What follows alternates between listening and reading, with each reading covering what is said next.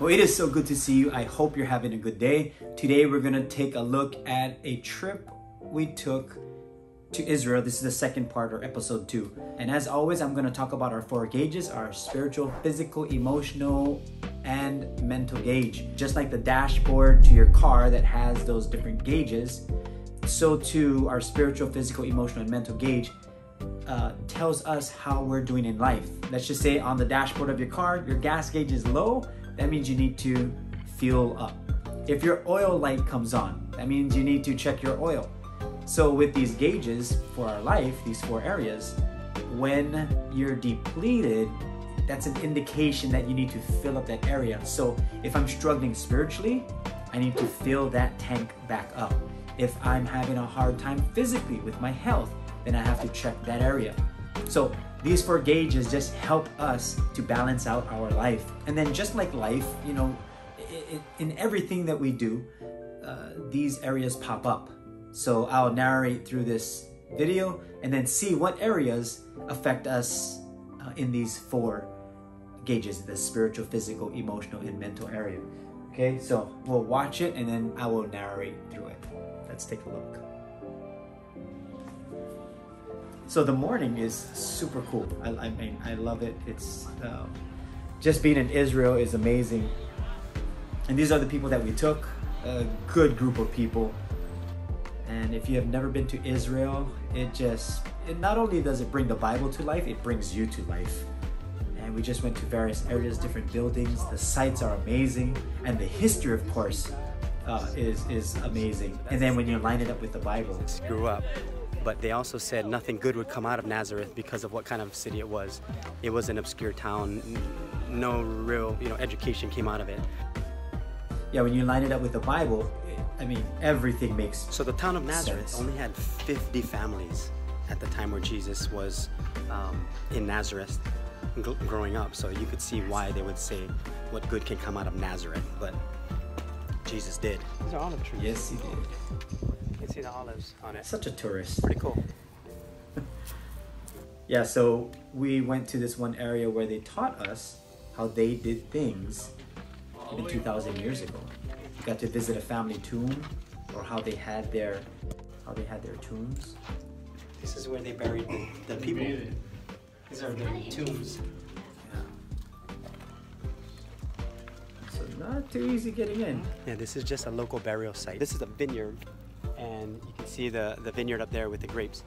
And there's a wall that's built around it to protect the vineyard. And then there's a watchtower right there. And the watchtower was so that they could ward off thieves as well as wild animals that would destroy the vineyard. Jesus used this kind of architecture of it and the building of it as a reference and as an illustration in Mark chapter 12. This is what he's talking about. Yeah, so Jesus was so good at illustrations and capturing the moment so that it's relatable. So this wasn't easy to do. The guy made it look so easy, and my arm was burning. It was so hard, and you know me, I gotta try and act like I know what I'm doing. It was so hard. Order something like a chair, a table. You let me know. Okay. I make for you.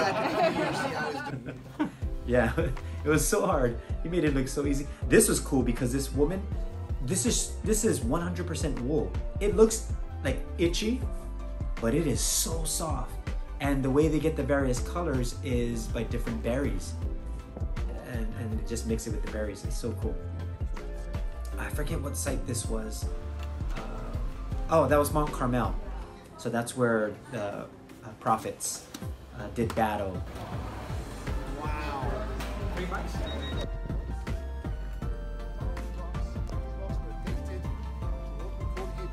Magdala. I gotta remember these places, but right in the beginning, this is where they had. This is where they had their prisoners, I believe. Yeah.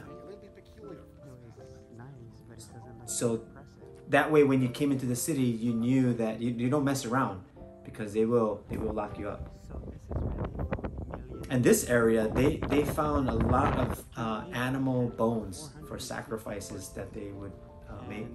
And then King Ahab had this place. This was his area, and they had over 400 horses. And they horses there, horse and they have troughs there. I'm narrating too on the video. I should have spoken louder. You can see the trough I'll do that better next time. from So I'm gonna take you over to where the troughs are, the stables. and they had to excavate this area. These are all These are the stables. troughs for the animals. They would put the water in there and have feed. And that's where they kept all the grain. We're gonna walk all the way down these steps right here. 180 steps. It's 180 steps down. 180 steps 180 down. steps down and To the then water tunnel. and 80 steps up on the other side.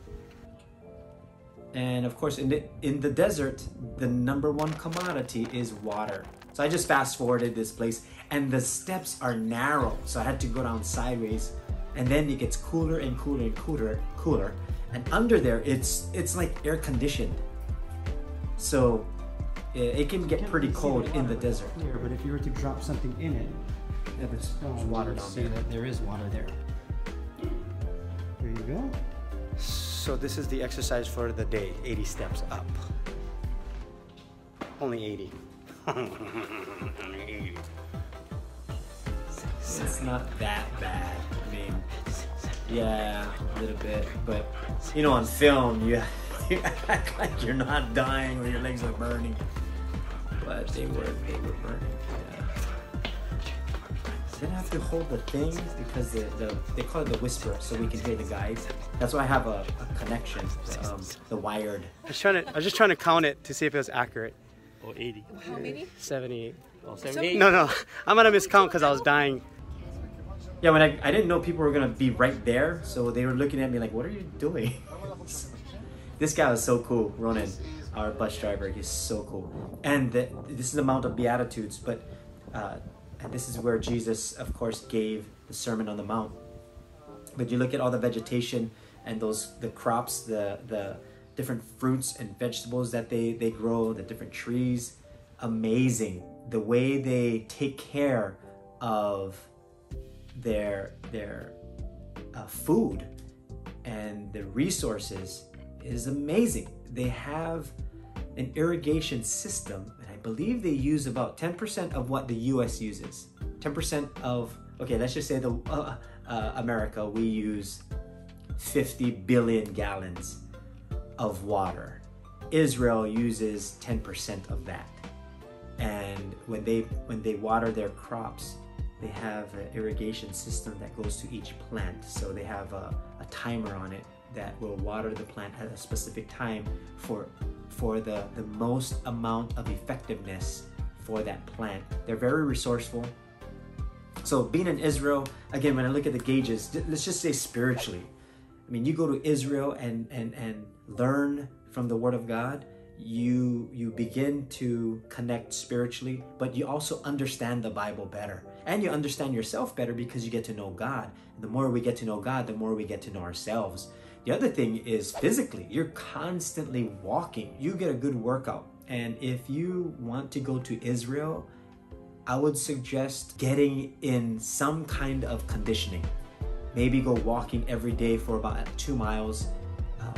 Walk on some steps, like practice or build up your cardiovascular system, so that you have the stamina to go to different areas. Some times of the year are cooler than others. This time when we went, I believe it was in September, it was not that hot, but it wasn't cool either. It was just ending the summer season. That's the spiritual side, the physical side, and then emotionally, you connect in certain areas that you just sense the presence of God. At the Sea of Galilee, that's where I really felt connected to God more than any other area. When it comes to mentally, like, we got to be disciplined to get up early, and I was overseeing people, so I had to make sure my thinking was sharp. I had to make sure I was focused, disciplined in my time waking up, making sure I was up before everybody else to get to the bus, and making sure that I had